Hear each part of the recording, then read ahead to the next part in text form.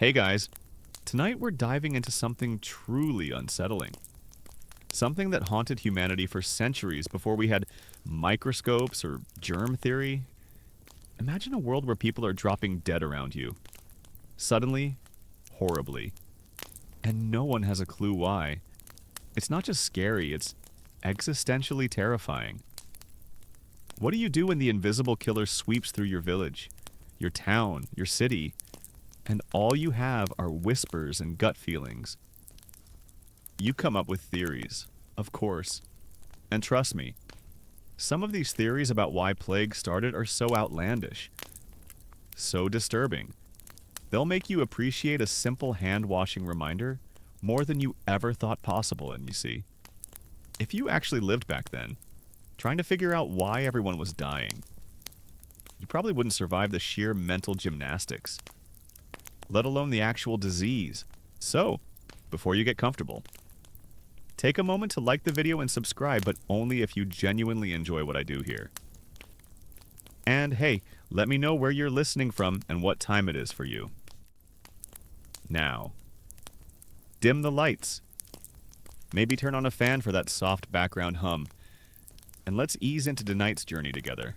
You're standing in a bustling ancient city, perhaps Rome or Athens, when a mysterious illness begins to sweep through the population. People are falling ill with fever, strange rashes, and agonizing pains. The death toll mounts, and panic sets in a world devoid of scientific understanding. Where do you turn for answers? You look to the heavens, to the spiritual realm, to the very fabric of existence, the most common, and perhaps most terrifying. Theory to emerge is that this plague is an act of divine wrath. You've angered the gods, or perhaps God himself. Imagine a priest or a prophet, their voice echoing through the terrified crowds, declaring that the plague is a direct punishment for humanity's sins. Perhaps it's widespread immorality, a collective failure to uphold sacred laws, or a specific transgression that has drawn celestial ire. This belief instilled not just fear, but a profound sense of guilt and spiritual despair. You might witness public displays of penance, mass prayers, and desperate sacrifices, all aimed at appeasing an angry deity. The logic is simple, yet chilling if God sends the plague. Only God can take it away, and only through repentance can you hope for mercy. This theory, common across many ancient and medieval cultures, provided a framework for understanding the incomprehensible. Even as it offered little practical protection, historians still debate the extent to which this belief in divine punishment shaped societal responses to plagues, including acts of charity versus self-preservation. But its pervasive influence on public thought is undeniable. You then shift your gaze to the night sky. In ancient and medieval times, the heavens weren't just a backdrop. They were a living, breathing map of destiny. So, when a plague struck, it was natural to look for answers among the stars. Enter the theory of astral misalignment. You see learned scholars poring over complex astrological charts, convinced that the conjunction of certain planets, the appearance of a comet, or a particular alignment of constellations has unleashed pestilence upon the Earth. For them, the movements of celestial bodies weren't just astronomical events, they were portents, powerful forces that directly influenced human health and fate.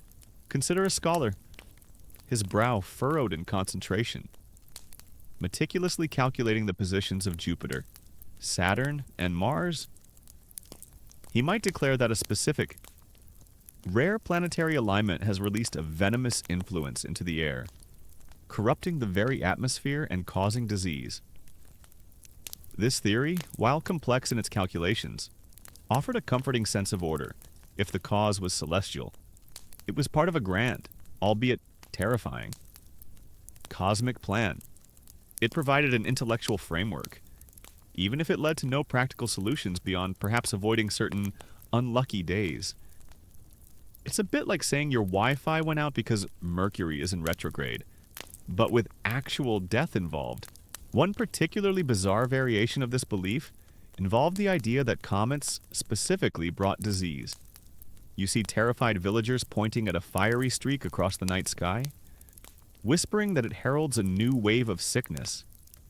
Comets, seen as harbingers of doom, were believed to carry pestilence in their tails, showering the earth with unseen, noxious particles.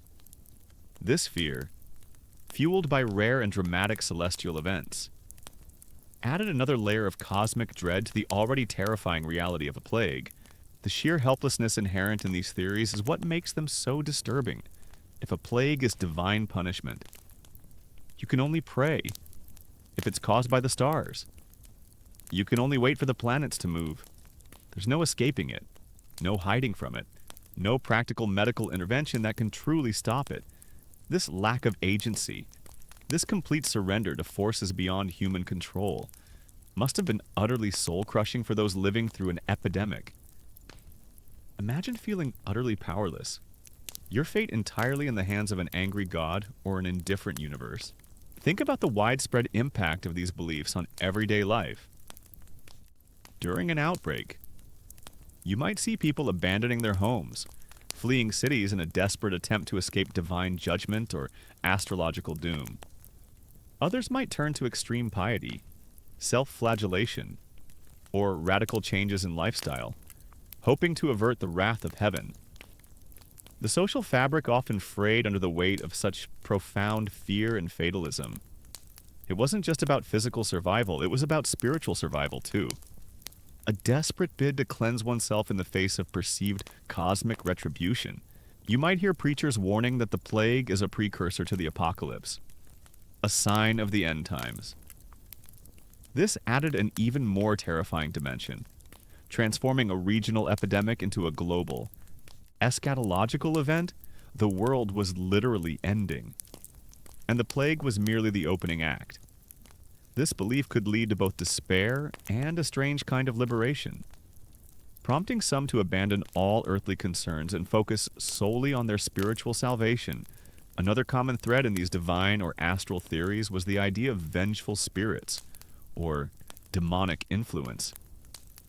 The unseen forces weren't just distant gods, they were malicious entities actively working to bring about human suffering. You might see exorcisms performed over the sick, or elaborate rituals designed to ward off malevolent spirits thought to be spreading the disease. This added a psychological layer of unseen enemies, making the invisible threat feel even more personal and insidious. It's like your immune system is fighting literal demons. And frankly, I don't fancy your chances. You're now moving away from the cosmic terrors of divine wrath and astrological misfortune, and stepping into a theory that, while still incorrect, at least felt a little more grounded, albeit in the foulest way imaginable: bad air and putrid vapors. Famously known as the miasma theory, this was the reigning belief for centuries, dominating medical thought from ancient Greece right up to the 19th century. Imagine walking through a medieval city, the stench of human waste, decaying refuse, and stagnant water hanging heavy in the air. For people of this era, it wasn't just unpleasant, it was lethal. You find yourself in a crowded, unsanitary alleyway in 14th century London. The Black Death is raging, and death carts trundle through the cobbled streets. What is causing this unimaginable devastation, according to the prevailing wisdom? It's the air itself. You smell it a cloying. Heavy odor, a mixture of sickness and decay. This bad air, or miasma, is believed to be rising from decomposing organic matter swamps, cesspits, unburied bodies, and even the breath of the sick. It's a poisonous vapor, an invisible cloud of putrefaction that, when inhaled, enters the body and causes disease. This theory offered a tangible, albeit incorrect, explanation for how plagues spread. It wasn't an angry god, but the very environment around you, polluted by decay, that was the killer. Consider the logical, yet ultimately flawed conclusions drawn from this theory. If bad smells cause disease, then good smells must prevent it, right? You might see wealthy individuals carrying pomanders, ornate, perforated containers filled with aromatic substances like ambergris, civet, or spices, held to the nose to ward off the noxious fumes. Imagine walking through a market, your nose assaulted by the general stench, and then catching a whiff of cloves and cinnamon emanating from a passing noble. It's a bizarre form of self-protection. Relying on perfume to combat a microscopic enemy? It's a bit like trying to stop a bullet with a strong cologne. Smells nice, but doesn't quite do the trick. You observe the practical, often frantic. Measures taken to combat miasma. Cities during outbreaks would attempt to cleanse the air. You might see large fires lit in public squares, burning aromatic woods, herbs, and even tar, in the belief that the smoke would purify the atmosphere. Imagine the acrid smell of burning pitch mixing with the pervasive stench of illness. A desperate attempt to literally burn away the bad air. Or perhaps you witness citizens carrying torches, convinced that the flame and smoke would ward off the deadly vapors as they moved through the streets. The miasma theory also fueled attempts at improved, albeit still insufficient, sanitation. If swamps emitted miasma, then draining them seemed like a logical step. If overflowing cesspits created putrid vapors, then rudimentary sewage systems, or at least better waste disposal, were encouraged. You might see efforts to clean streets, remove garbage, and improve ventilation in homes. These actions, while often ineffective against the true causes of disease, sometimes had incidental benefits by reducing breeding grounds for disease vectors like rats. Though this connection was largely unknown at the time, historians still debate the extent to which these miasmatic interventions inadvertently helped curb epidemics by improving general hygiene. But the primary motivation was always to counter the bad air. One particularly disturbing implication of the miasma theory was its impact on healthcare. Physicians, armed with this belief, often designed elaborate, often terrifying, protective gear. Imagine a plague doctor from the 17th century, clad in a heavy waxed canvas coat, leather gloves, and the iconic bird-like mask with a long beak. That beak wasn't for show. It was filled with aromatic herbs, spices, and dried flowers, intended to filter out the miasma and protect the doctor from inhaling the deadly air.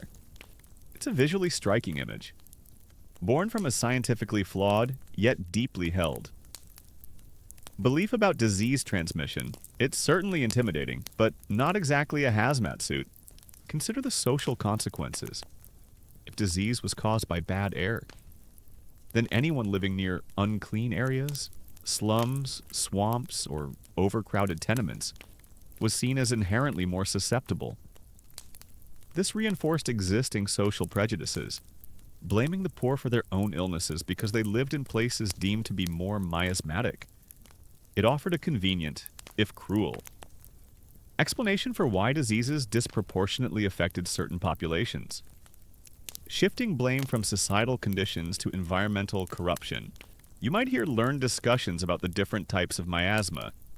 Some believed it was a generalized putrefaction, while others posited specific miasmas for specific diseases. A smallpox miasma, a cholera miasma, a plague miasma. This attempt to categorize and understand the invisible vapors shows a nascent scientific curiosity. Even if it was fundamentally misguided, it was a step towards systematizing disease. Even without the correct underlying mechanism, even the architecture of cities was influenced by miasma theory. Urban planners began to advocate for wider streets, more open spaces, and better ventilation in public buildings, all in an attempt to disperse potential miasma. You might see new residential developments designed with courtyards or gardens, not just for aesthetics, but for the perceived health benefits of fresh, circulating air. This enduring legacy of the miasma theory can still be seen in the design of many historical urban areas. The theory's persistence, despite its flaws, is truly remarkable. It wasn't until the late 19th century, with the groundbreaking work of scientists like Louis Pasteur and Robert Koch, that the germ theory of disease definitively replaced miasma as the dominant medical paradigm. For centuries, however, bad air remained the terrifying, unseen culprit, dictating how societies understood, feared, and desperately tried to combat the relentless march of plagues. You're now moving away from the lingering stench of miasma and into a far more sinister and terrifying realm. Witches, curses, and dark magic. When rational explanations failed, and even the bad air couldn't quite account for the sheer scale of death, people often turned to the supernatural. This wasn't just abstract fear, it was a deeply held conviction that malevolent forces, wielded by wicked individuals, were actively unleashing pestilence upon the innocent. And this belief, terrifyingly, fueled paranoia, suspicion, and often brutal persecution. Imagine yourself in a small, isolated European village during a medieval plague. The usual remedies, the prayers, the burning of fragrant herbs, have all failed. Families are dying, one by one, and a desperate fear grips the community. In such an environment of utter helplessness, the human mind searches for a cause, a scapegoat, someone to blame for the inexplicable horror, and often, that blame fell upon those already on the margins of society, the old woman living alone, the eccentric healer, the person with an unusual birthmark. They became the targets of terrifying accusations. You find yourself listening to whispers, hushed conversations behind cupped hands. Did you see old Alara picking strange herbs in the woods? They say she mutters to herself. Or, remember when Thomas's cow died mysteriously? Perhaps his wife put a hex on it, and now it's spreading to us. These seemingly innocuous observations quickly escalated into terrifying accusations. The logic was chillingly simple if the plague was unnatural. It must be the work of someone using unnatural powers, and that meant witchcraft. Consider the sheer paranoia that must have swept through communities. Every unexplained illness, every sudden death, became evidence. If someone survived a plague, perhaps they had made a pact with dark forces. If someone died quickly, perhaps a curse had been too strong. This created a climate of profound distrust, where neighbor suspected neighbor, and fear could turn ordinary people into accusers. The hunt for witches, often fueled by the terror of epidemics, became a desperate attempt to regain some control over an uncontrollable disease. It's like trying to find the one rotten apple in the barrel, convinced that its evil essence is spoiling all the others, but instead of apples, it's people's lives. You observe the horrifying consequences of these accusations. An elderly woman, perhaps suffering from dementia or simply misunderstood, is dragged before the local authorities. Accusations are leveled. She cast the evil eye. She muttered incantations. She used strange powders, under intense pressure, often involving torture. Confessions were extracted, confirming the villagers' worst fears. The cure for the plague, in this terrifying scenario, became the elimination of the supposed witch. Burning, hanging, or drowning were seen as necessary acts to cleanse the community and lift the curse of the plague. This was public health in its most barbaric and tragic form. The belief in curses was also deeply intertwined with plague theories. You might hear tales of a vengeful spirit, a wronged individual, or even an enemy casting a powerful hex on a town or family. This added a personal, often specific, dimension to the suffering. The plague wasn't just random, it was targeted.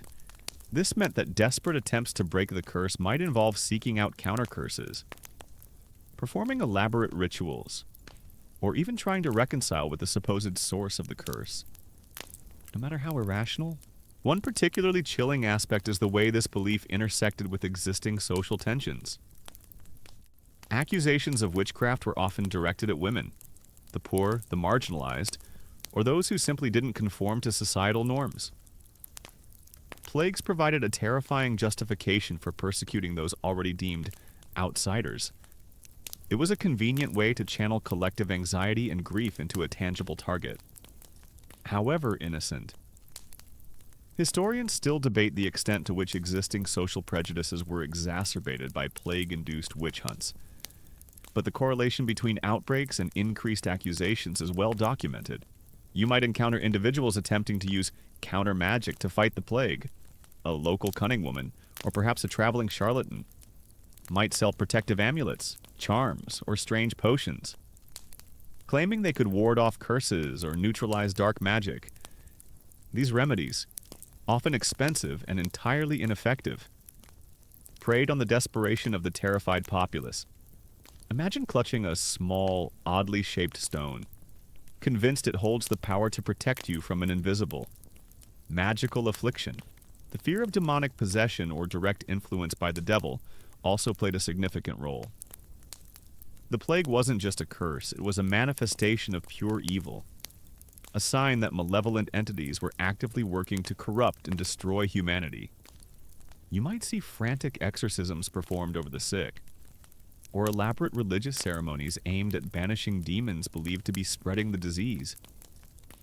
This added a terrifying psychological layer to the suffering, where the illness itself was seen as a sign of spiritual warfare. Think about the psychological toll this must have taken. Living in a constant state of fear, not just of the disease, but of your neighbors, of being accused, or of unknowingly becoming a target of dark magic. The very fabric of community, usually a source of comfort, became a source of profound suspicion. It fostered a climate where trust evaporated, replaced by paranoia and a desperate need to identify and eliminate a perceived evil. However misguided, you're now moving from the terrifying world of curses and witch hunts, where blame was cast upon individuals, and into an even more disturbing, insidious realm, the history of minority scapegoats and conspiracy.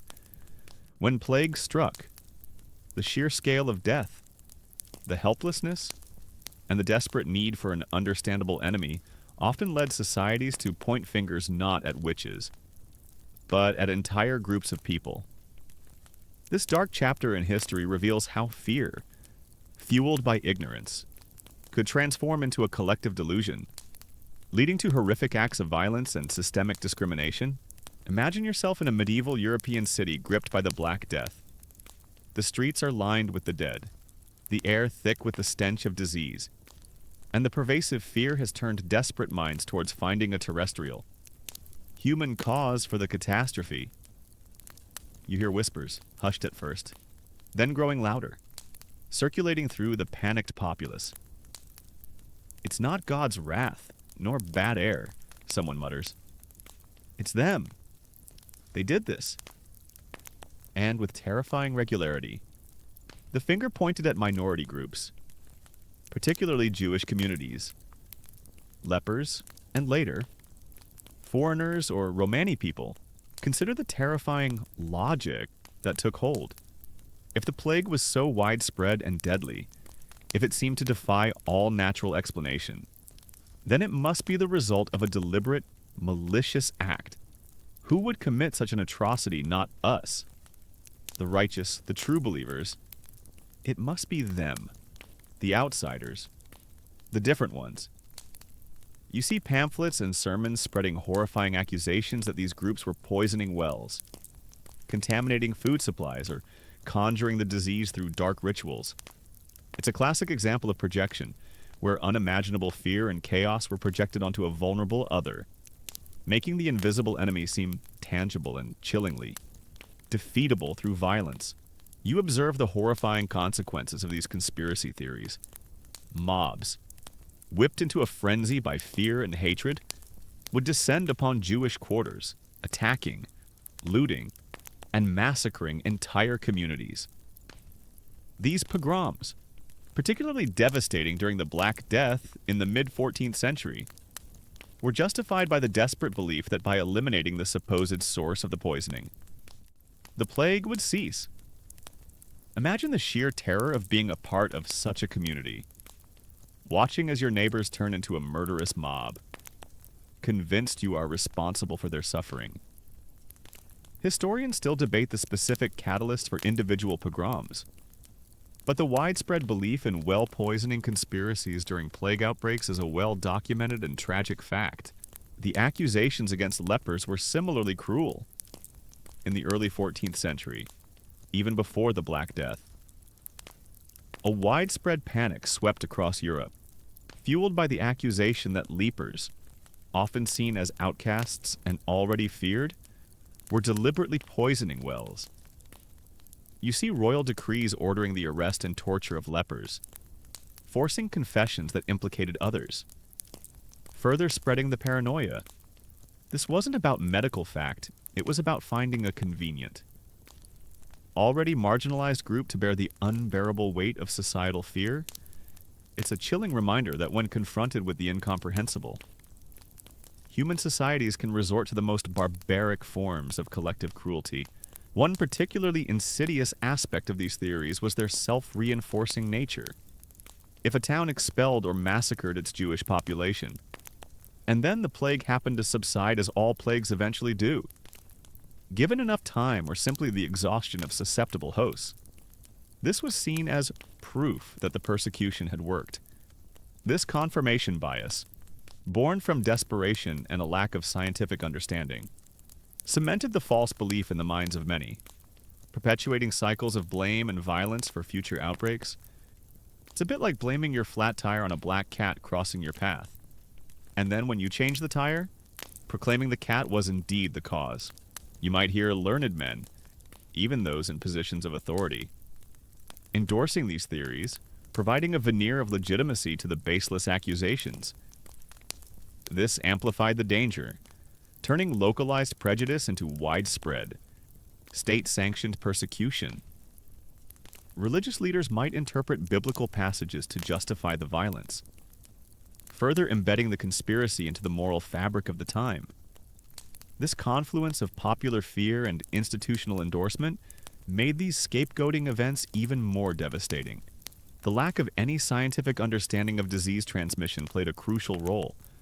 Without knowing about bacteria, viruses, or fleas, the idea of an invisible enemy seemed impossible. It was far easier, in a world steeped in superstition and religious dogma, to imagine a malevolent human agent actively spreading the disease than to comprehend an unseen pathogen. This cognitive gap created fertile ground for the growth of elaborate and disturbing conspiracy theories, offering simple, albeit terrifying, answers to complex problems, even in later centuries, when rudimentary ideas of contagion began to emerge. The impulse to blame the other persisted. During cholera outbreaks in the 19th century, Irish immigrants or other new arrivals were sometimes blamed for bringing disease, reflecting similar patterns of xenophobia and scapegoating, albeit often less violently. The underlying psychological mechanism of finding an external human enemy for an uncontrollable threat remained remarkably consistent throughout history. You're now moving away from the chilling history of scapegoating and into a slightly less malevolent, though equally misguided, realm of plague theories, unseen poisons, and earthly vapors. This theory, popular from ancient times through the early modern period, posited that disease wasn't divine punishment or malevolent magic, but rather stemmed from hidden, noxious substances emanating from the earth itself. It's like imagining the ground beneath your feet as a simmering cauldron of invisible toxins, ready to release a deadly vapor at any moment.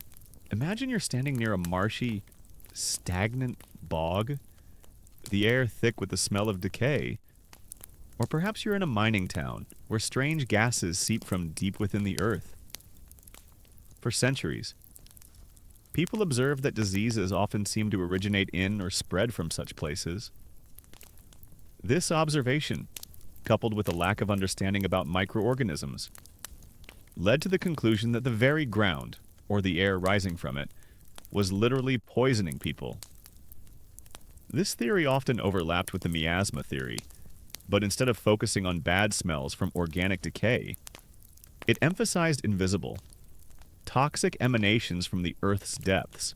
Consider the notion of telluric vapors or exhalations. These were believed to be noxious gases or invisible poisons released from underground, perhaps from fissures in the Earth, volcanic activity, or decaying geological matter. You might hear scholars discussing how a sudden earthquake could unleash these hidden poisons, or how deep wells and mines, by disturbing the Earth, could bring these deadly vapors to the surface. It's a bit like imagining the Earth itself as a giant, unpredictable chemical factory, occasionally belching out deadly, unseen fumes. You observe the desperate attempts to understand and avoid these alleged earthly poisons. People might try to avoid low-lying areas, especially near swamps or bogs, instinctively fearing the bad air that hung there in cities. Theories might emerge that certain districts, perhaps built on old burial grounds or near polluted waterways, were more susceptible because of the noxious vapors rising from below. This led to a kind of environmental fatalism, where certain locations were deemed inherently unhealthy, cursed by the very ground they stood on. One particularly fascinating and terrifying aspect was the belief in pestilential fogs or invisible clouds of disease. These weren't just ordinary fogs, they were seen as physical manifestations of the unseen poisons, drifting across landscapes and bringing illness in their wake. Imagine waking up to a dense, unnatural fog and feeling a chilling dread that it carries not just moisture, but death itself. This added a tangible visual element to an otherwise invisible threat, making the fear even more visceral. The idea of these earthly poisons sometimes connected with specific natural phenomena. You might hear theories linking unusual weather patterns, like prolonged droughts followed by heavy rains, to the release of these subterranean toxins. The logic was that the ground, parched and then suddenly soaked, would breathe out its hidden corruption. This attempt to connect environmental events with disease outbreaks shows an early, albeit incorrect, form of epidemiological thinking, trying to find patterns in the chaos.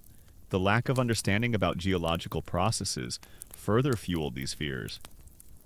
Without knowledge of radon gas, methane, or other naturally occurring subterranean gases, any unexplained illness that seemed localized or tied to specific environmental features could be attributed to these mysterious earthly exhalations. It was a catch-all explanation for regional outbreaks that defied simpler understanding. Shifting the blame from the supernatural to the very ground beneath your feet, you might encounter strange remedies or preventative measures based on this theory. Some believe that certain minerals, when burned or placed in homes, could neutralize these harmful vapors. Others might advocate for living on higher ground, or even sealing up cracks in their homes to prevent the evil air from seeping in. These actions, while understandable given the prevailing beliefs, were largely ineffective against microscopic pathogens, but they provided a psychological sense of control in a chaotic world. You're now moving beyond the invisible poisons of the earth and into a realm where the blame for plagues shifted squarely onto human shoulders. Not for malicious acts, but for perceived moral failings. This is the pervasive, often terrifying, theory of moral decay and sinful living. For centuries, across countless cultures, when an inexplicable scourge swept through a population, the most common interpretation was that it was a direct, devastating punishment from a righteous God for humanity's collective wickedness. Imagine yourself in a medieval city, the stench of sickness hanging heavy in the air, the tolling of church bells a constant, mournful backdrop to the mounting deaths. People are falling ill, and panic is giving way to a desperate search for meaning. You hear the passionate, often fiery, sermons from pulpits and street corners, preachers their voices hoarse with conviction, declare that the plague is not random, not just a disease of the body, but a divine judgment against a society steeped in sin. This belief permeated every level of society, from the highest clergy to the lowest peasant. Consider the catalog of sins that might be blamed: avarice, pride, lust, gluttony, envy, wrath, and sloth. But beyond the cardinal sins, almost any deviation from perceived moral purity could be implicated. You might hear the plague attributed to excessive gambling, blasphemy, extravagant clothing, immoral plays, or even the simple act of taking God's name in vain. It's like an omniscient, divine accountant tallying up every transgression. And when the ledger reached a critical point, the plague was unleashed as a terrifying bill. This theory, while offering no medical solutions, provided a powerful, if grim, explanation that resonated deeply with the religious frameworks of the time. You observe the desperate acts of penance spurred by this belief. Public processions of flagellants become a common sight.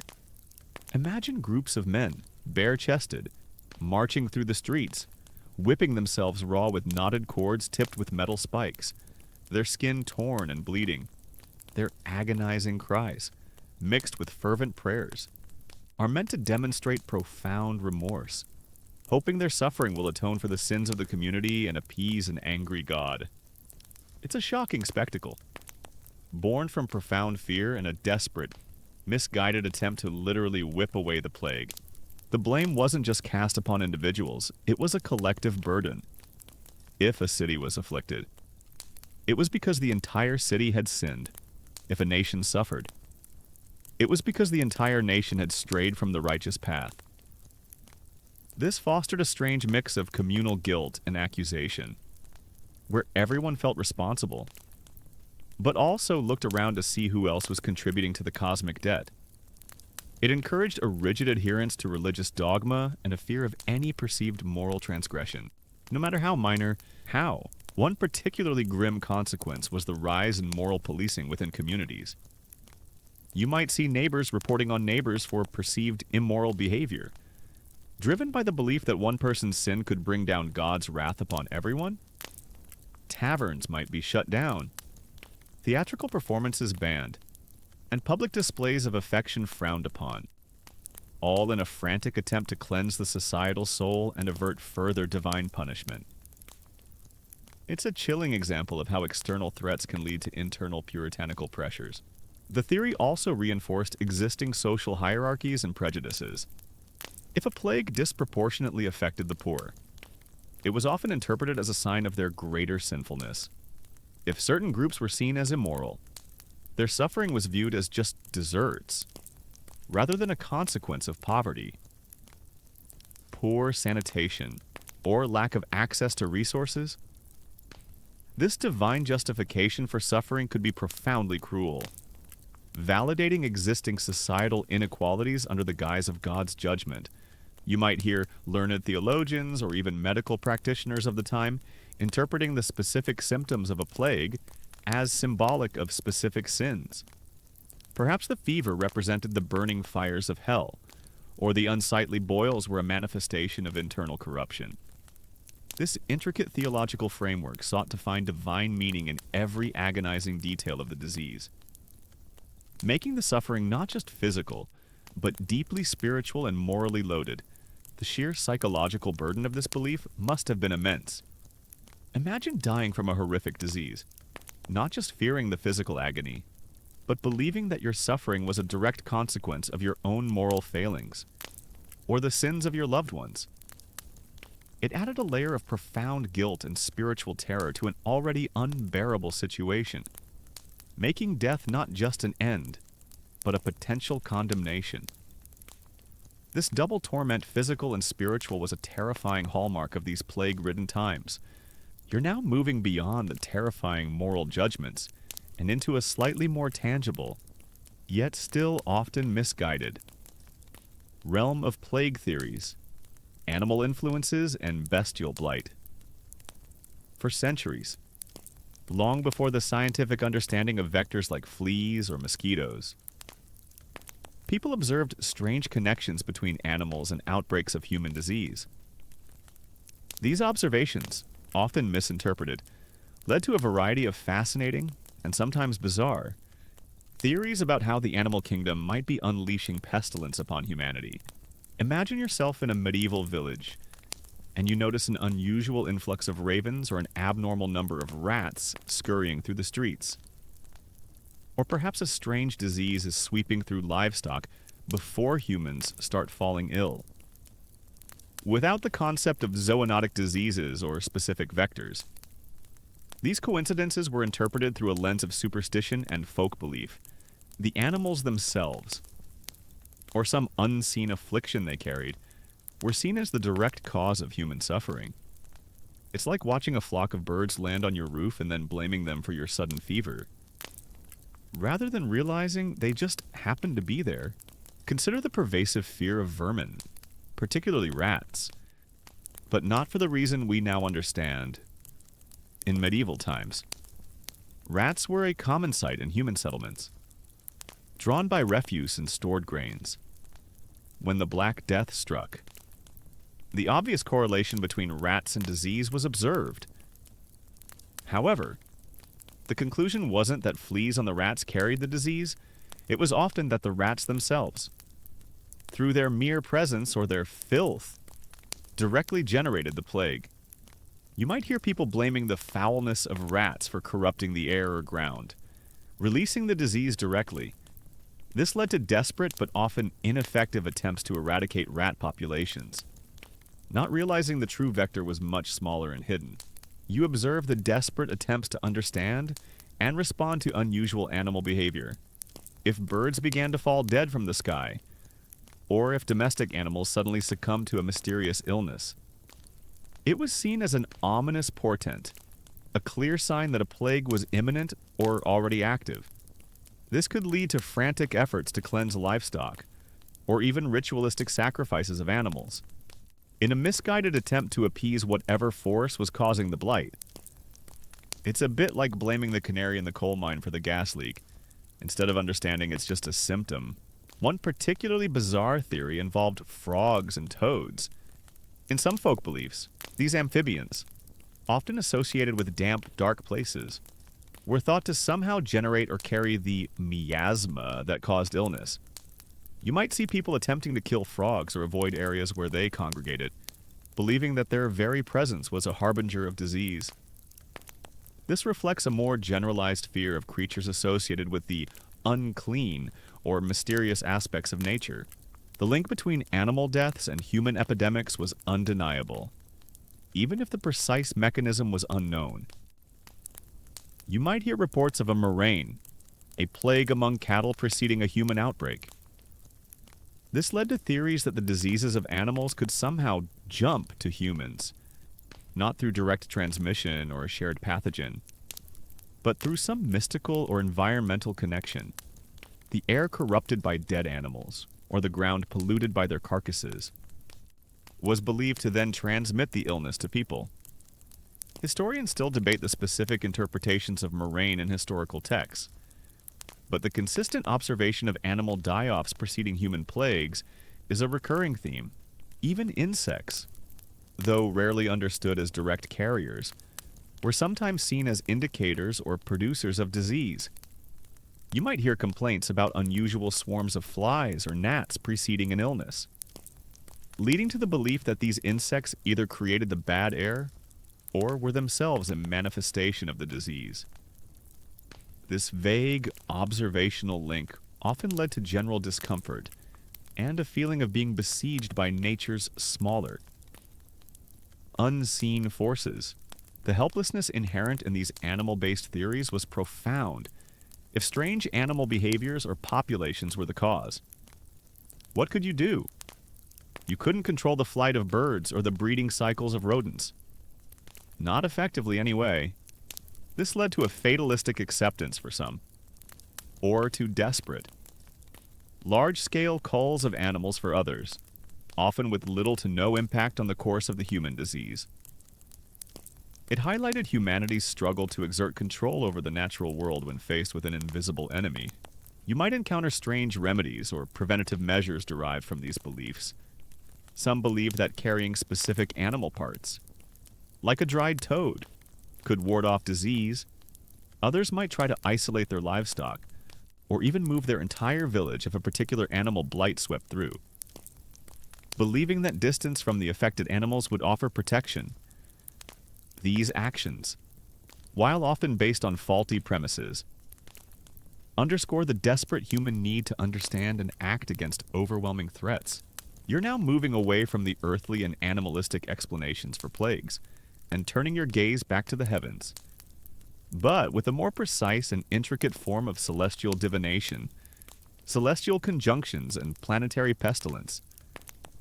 For centuries, across civilizations from ancient Babylon to Renaissance Europe, the movements and alignments of planets were believed to exert profound influences on human affairs, including health and disease.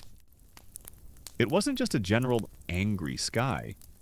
It was a meticulously charted cosmic dance whose steps foretold, and even caused, widespread suffering. Imagine yourself in a dimly lit observatory in Baghdad during the Abbasid Caliphate, or a university in Paris in the 14th century.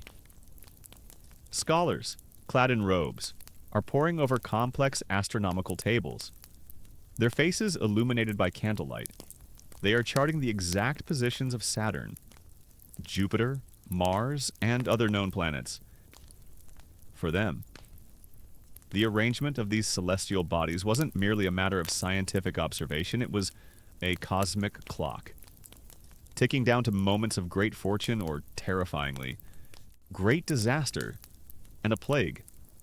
A sudden, inexplicable wave of death was certainly a great disaster requiring a cosmic explanation. Consider the intricate logic behind this theory.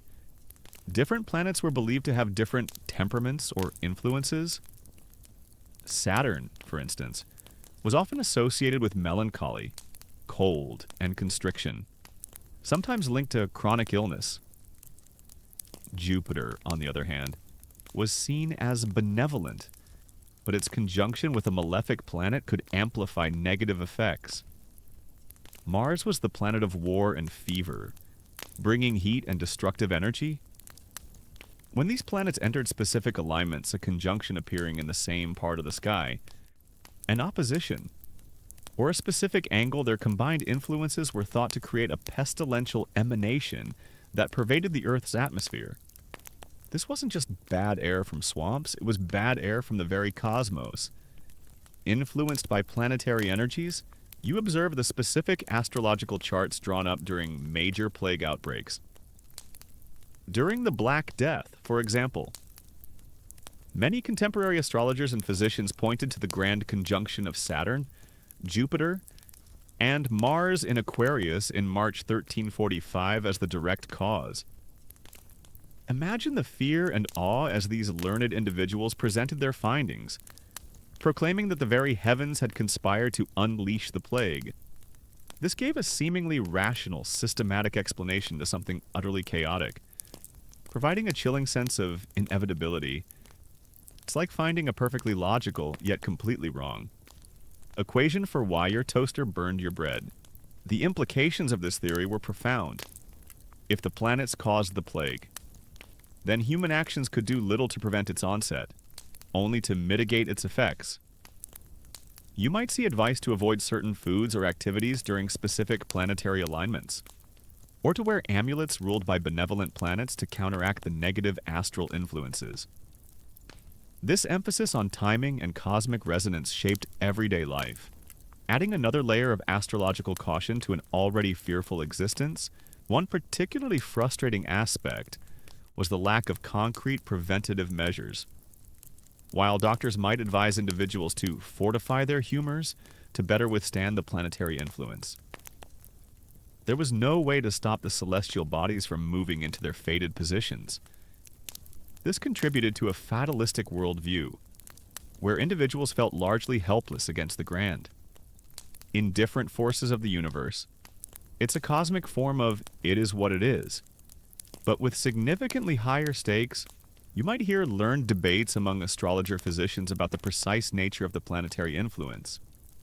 Was it a direct ray, a subtle emanation, or did it merely alter the balance of the four humors within the human body, making it more susceptible to disease?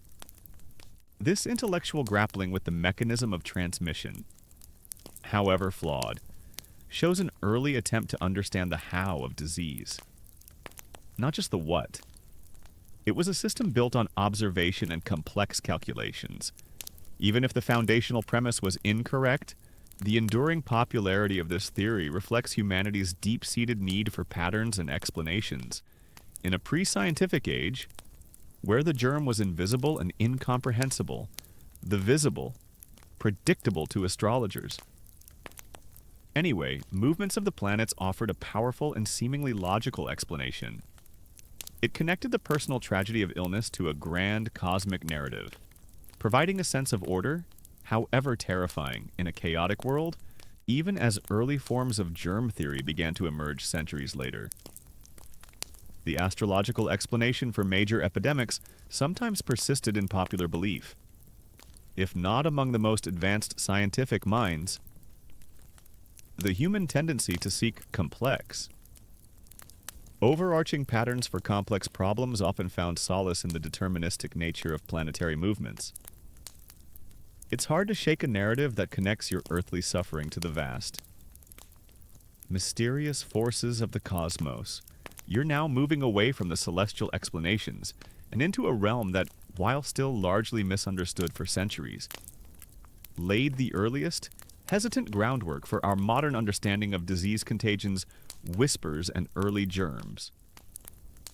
For a long time, the idea that sickness could jump from one person to another, or be carried by something invisible, was deeply unsettling, challenging deeply held beliefs about divine will, bad air, and planetary influence. It's like hearing a faint, unsettling whisper in a crowded room you can't quite make it out, but it suggests something profoundly unsettling. Imagine you're living in a crowded port city during a time of widespread illness. You see a healthy person caring for their sick family member, and soon after, they too fall ill. Or a merchant arrives from a distant, plague-stricken land, and shortly after his arrival, the disease begins to spread in your town. These observations, seemingly anecdotal, planted the seeds of a revolutionary idea that disease wasn't just generated by bad air or bad luck, but could be passed directly from person to person, or even carried from one place to another. This was the nascent, often resisted, concept of contagion. Consider the intuitive, yet often dismissed notion of fomites.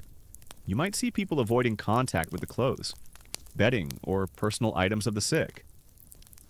This wasn't because they understood bacteria or viruses, but because their observations suggested that even inanimate objects could somehow carry the seeds of disease.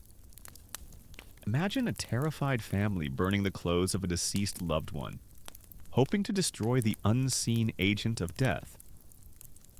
This practice, while stemming from an incorrect understanding, was a remarkably prescient step towards understanding disease transmission.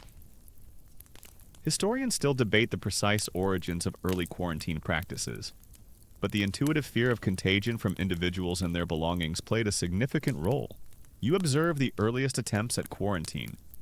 Venice, a bustling trading hub, pioneered formal quarantine measures in the 14th century. Ships arriving from plague-affected areas were forced to anchor for a period initially 30 days. Later, 40 days 40 giorni. Hence, quarantine before their passengers and cargo could disembark. Imagine being a weary sailor, having survived a perilous voyage, only to be forced to wait, peering at the shore, unsure if the unseen sickness was still lurking on your ship. This systematic isolation, while imperfect, was a groundbreaking recognition that separating the healthy from the potentially sick could limit disease spread. The idea that disease could be caused by invisible living creatures was perhaps the most revolutionary, and initially, the most ridiculed. You might hear whispers about animalcula or minute bodies in the air or water, too small to see, yet capable of causing illness. These were wild theories, often dismissed as fantastical by the established medical community, who preferred the more tangible explanations of miasma or humoral imbalances. It was like suggesting tiny, invisible gremlins were chewing on your insides, causing your fever. Utterly unbelievable for most. One particularly frustrating aspect was the resistance from powerful interests. Merchants, eager to keep trade flowing, often resisted quarantine measures, arguing they were economically damaging and unnecessary. Religious leaders might insist on public gatherings for prayer, even during outbreaks, believing that divine intervention was more important than physical separation. This clash between nascent public health understanding and established social or economic norms meant that, even early, effective measures were often difficult to implement consistently. You might encounter individuals like Girolamo Fracastoro, a 16th century Italian physician, who proposed a more sophisticated theory of contagion.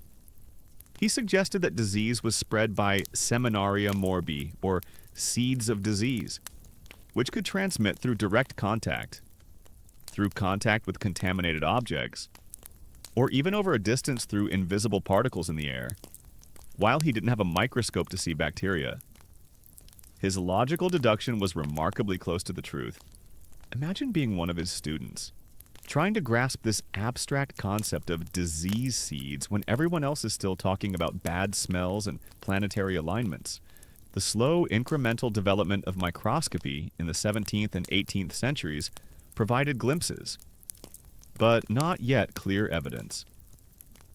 Of these early germs, you might hear of Antony van Leeuwenhoek, painstakingly grinding his own lenses, observing animalcules in drops of water, pond scum, and even his own saliva. These were remarkable observations, confirming the existence of a hidden, microscopic world. But the direct link between these tiny creatures and specific diseases remained elusive for another 2 centuries.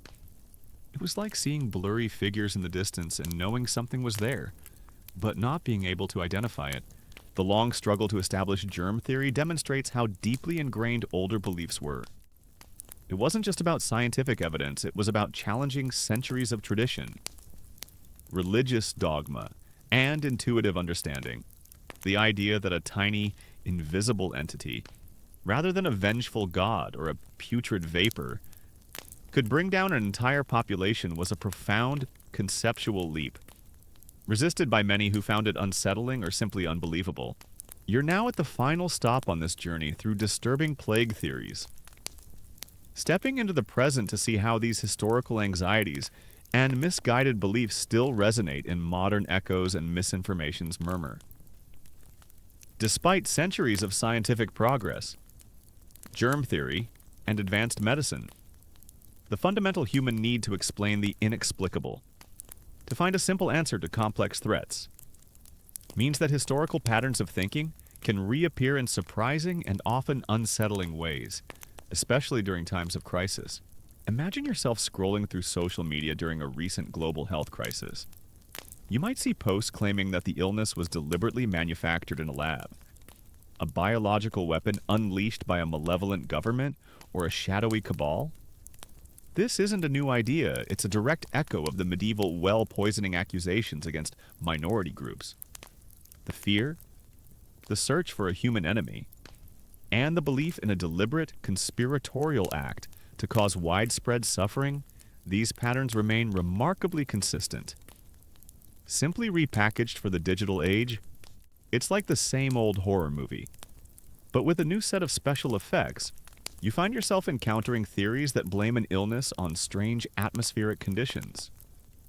Chemtrails, or 5G cellular networks. These are modern variations of the miasma theory and the concept of earthly vapors. The idea that an invisible, pervasive force in the air or environment is making people sick, rather than a microscopic pathogen, taps into that ancient fear of unseen. external pollutions. You see people advocating for detoxes or avoiding certain technologies. Reminiscent of medieval citizens burning aromatic herbs or carrying pomanders to ward off bad air, the underlying fear of environmental contamination as a cause of disease persists. Even if the specific toxin has changed, consider the resurgence of blame shifting and scapegoating. While perhaps not as overtly violent as medieval pogroms, you might witness online campaigns demonizing specific nationalities, ethnic groups, or political factions for bringing or spreading a disease. The rhetoric might be more nuanced, but the core impulse to find an external other to blame for collective suffering remains chillingly similar to historical accusations against lepers or Jewish communities. Historians still debate the specific psychological triggers that lead to the rapid spread of modern, health-related conspiracy theories during outbreaks. But the historical parallels are undeniable. You observe the profound impact of moralistic interpretations of disease. During recent health crises, you might have heard discussions about whether the illness was a punishment for societal decadence, or a sign that humanity had strayed from a righteous path, while rarely as explicit as medieval sermons on divine wrath. Subtle judgments about lifestyle choices, collective values, or even the spiritual state of a nation can still seep into the discourse. It's a quiet echo of the belief that suffering is earned, a consequence of our collective sins. One particularly frustrating aspect is the way these historical patterns of thinking are amplified by modern technology. Misinformation, once spread by word of mouth or crude pamphlets, now races across the globe at the speed of light through social media algorithms. A baseless conspiracy theory, born from ancient anxieties, can go viral in minutes, reaching millions and solidifying into a truth for those within certain echo chambers. This unprecedented speed and reach make it incredibly difficult to counter false narratives with scientific fact. As emotional resonance often trumps empirical evidence, it's like giving everyone a megaphone and telling them to shout their wildest theories, and then wondering why factual whispers get drowned out. The persistent human tendency to simplify complex problems also fuels these modern echoes. In the face of a terrifying, multifaceted health crisis, the human mind craves simple answers, clear villains, and straightforward solutions. Conspiracy theories, no matter how outlandish, offer that comforting simplicity, providing a coherent narrative where scientific explanations might seem complicated or uncertain. It's a powerful psychological pull, drawing people towards easy answers rather than grappling with uncomfortable complexities. You might notice how even when scientific consensus is overwhelming, a vocal minority can cling to discredited theories or promote alternative cures. This isn't entirely new throughout history. Quacks and charlatans have preyed on public fear during epidemics. But in the modern age, their reach is global, and their remedies can be amplified through online platforms. Posing a significant threat to public health, the digital marketplace for misinformation is booming, offering false hope and dangerous advice. The erosion of trust, discussed in a previous chapter, further exacerbates this problem when confidence in established institutions, scientific bodies, governments, mainstream media is low. People are more susceptible to alternative explanations. No matter how fringe, this creates a fertile ground for the resurgence of ancient fears. Dressed in modern garb, allowing disturbing theories about deliberate harm, cosmic influences, or moral failings to once again take root in the collective consciousness, as the chilling echoes of ancient fears and modern misinformation gently fade into the quietude of the night. Let your mind drift from the unsettling whispers of hidden poisons and the clamor of conspiracy theories. Feel the tension in your brow soften, imagining a world where clarity triumphs over confusion and understanding dispels fear. The journey through humanity's desperate attempts to explain the inexplicable has reached its gentle conclusion, leaving you in the peaceful stillness of your own space. The flickering images of superstition and suspicion, of widespread panic and quiet resilience, are now dissolving into a tranquil calm. Let the soft hum of the fan or the serene silence of your room guide you deeper into profound relaxation. There's nothing left to fear, no ancient plague to understand, no modern misinformation to dissect, just the peaceful rhythm of your own breath, easing you further and further into a restful slumber. Let the last remnants of our historical dive into disturbing theories fade into the gentle darkness of the night.